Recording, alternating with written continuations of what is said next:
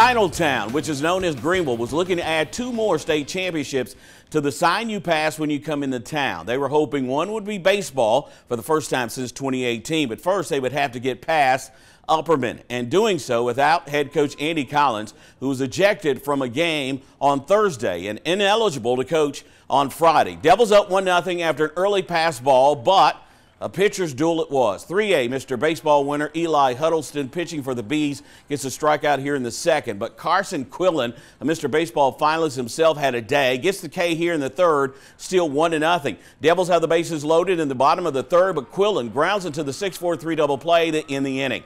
But it didn't do much. Didn't much matter because Quillen was rolling on the bump. A complete game effort, no runs on just 3 hits, 7 strikeouts. The Bees have one last chance, 2 on, 1 out in the 7th, but a line out double play ends it as Greeneville parties like it's 2018, winning the 3A state championship by the slimmest of margins.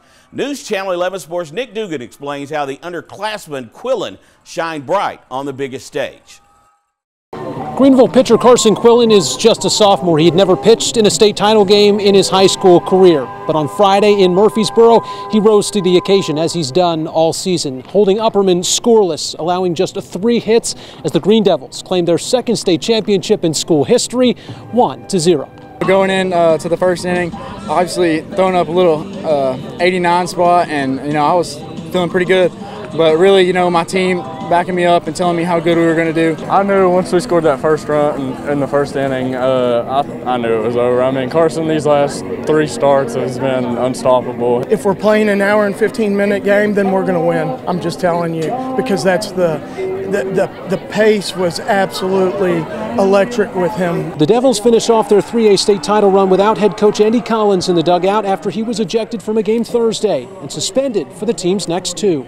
Them other coaches, they stepped up, they took up for him, and they did their job, obviously, and we came out on top. It's one of the first groups that I've had that I haven't coached them. They've kind of coached themselves, and for me that's even special because they are so young. But through the ups and downs, there's one thing this team never lacked: confidence. Coach said, you got to believe, whether the Yankees are standing out there, you got to believe, and that's what we did. The Green Devils will return home with the hardware and a remarkable record of 36-4. In Murfreesboro, Nick Dugan, News Channel 11 Sports.